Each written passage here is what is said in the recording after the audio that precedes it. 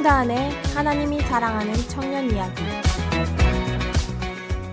시카고 지역 구인구직이나 기독교 온라인 커뮤니티를 살펴보면 다음 세대, 즉 영어권 사역자를 찾는 소식을 많이 접하게 됩니다. 여전히 많은 교회들이 사역자들을 찾고 있습니다. 뿐만 아니라 한어권 청년들이 있어도 그 청년들을 담당해줄 청년부 사역자가 없는 경우도 많습니다. 그러다 보니 청년 담당 사역자라기보다 교회 내 부교육자들 중에 여러 업무 중 청년부를 동시에 맡는 경우가 많습니다. 여러 업무를 맡은 와중에 청년부를 맡다 보니 청년부 한 사람 한 사람에게 온전히 집중하기는 쉽지 않은 환경은 분명합니다. 이러한 상황은 교회들이 아무리 청년들에게 더 관심을 쏟고 싶어도 교회의 재정 문제, 인력 부족 문제 등으로 인한 결정일 수밖에 없을 것입니다. 청년연합이 생겨나고 각 교회 내 청년부와 사역자들과 연결되는 시간을 계속 갖고 있습니다. 각 교회의 상황을 들어보면 청년부 전임 사역자는 드물고 대부분 여러 행정 업무나 다른 업무를 병행하며 청년부를 맡고 있는 경우가 대다수였습니다. 많은 업무에도 불구하고 청년들을 맡은 사역자분들의 청년들을 향한 열정들은 크다는 것을 쉽게 느낄 수 있었습니다. 현실적인 상황과 문제로는 어려움이 있더라도 청년들을 최선으로 케어하고 돌보는 그들의 열정과 마음은 감동이었습니다. 또한 청년부를 맡고 있는 사역자분들 중에 공부를 병행하고 있는 분들도 많습니다. 다양한 업무에 청년들 케어에 공부까지. 환경적으로 쉽지 않겠지만 어느 하나 소홀히 하지 않고 최선으로 섬기는 그들의 열정을 보게 됩니다. 교회는 일이 많습니다. 중요도를 따질 수 없이 모든 일들이 중요합니다. 그런데 정말 한 영혼을 살리는 일이 더 중요하다면 부수적인 업무는 과감히 내려놓을 수도 있어야 한다고 생각을 합니다. 청년들은 강하지만 연약합니다. 그래서 흔들리기도 합니다. 때로는 잘못된 길인지도 모르고 빠지기도 하고 올바른 길이라 생각하다가도 뒤돌아 버릴 때도 있습니다. 단단히 뿌리 내려 흔들려도 넘어지지 않는 자들도 있겠지만 흔들리는 바람에 뿌리가 쉽게 뽑히는 자들도 있기에 우리들은 양떼들에게 왜 목자가 반드시 있어야 하는지를 알듯이 청년 양떼를 돌봐줄 청년부 목자의 역할의 중요성을 알 것입니다.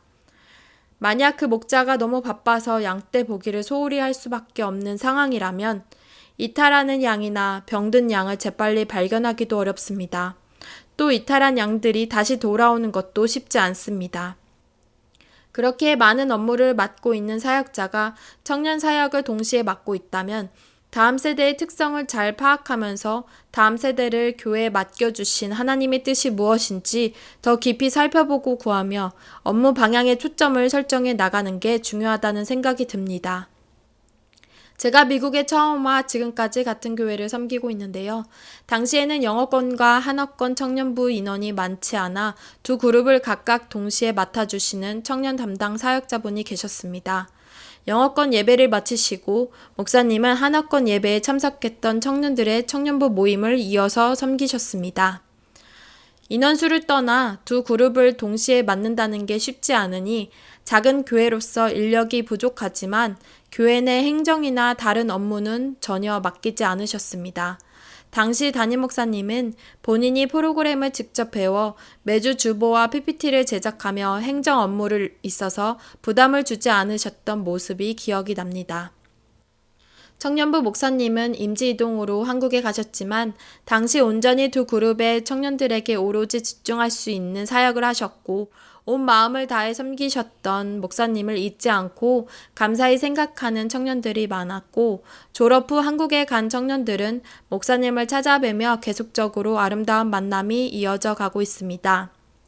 이후 교회는 영어권 청년 담당 전도사님과 한어권 청년 담당 목사님을 찾게 되었습니다.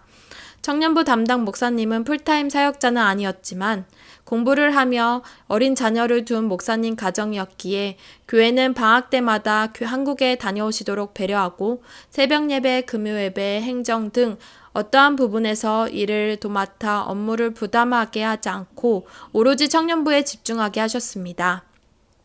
그래서 지난 10년 동안 청년부는 한 차례도 빠짐없이 수련회, 피크닉, 성경 공부, 해외 선교 등을 청년부 자체적으로 펼치며 청년들이 교회 내에서 다양한 활동을 할 수 있었습니다. 코로나 시기에는 오히려 타주에서 교회를 찾고 있거나 다니지 않는 청년들까지 초대해 온라인 수련회나 온라인 독서 모임을 확장해 활발하게 활동을 하기도 했습니다. 교회의 배려와 청년 사역자들의 헌신이 청년의 시기를 보내던 우리들에게 얼마나 감사한 순간들이었는지 오늘 이야기를 정리하며 다시금 느끼게 됩니다.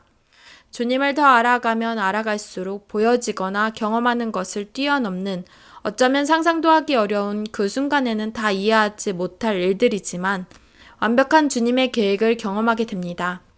그렇기에 이러한 이야기들에는 어디에도 정답도 없고 오답도 없으며 모두가 동일할 수 없는 상황이고 누구도 쉽게 판단하거나 함부로 평가나 비교해서도 안 된다고 생각합니다.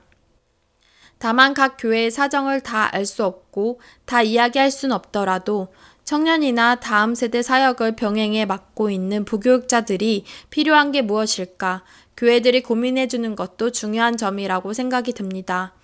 여러 업무를 맡으며 다음 세대 사역을 동시에 맡고 있는 사역자들의 경우 업무 방향과 초점이 실질적으로 다음 세대 사역을 향할 수 있도록 세심하게 살펴주고 결정해 주는 것이야말로 다음 세대를 향한 교회의 역할이지 않을까 생각을 해보게 됩니다. 지금까지 청년의 시선으로 예수 동행의 삶을 전하는 홍다은의 하나님이 사랑하는 청년 이야기였습니다.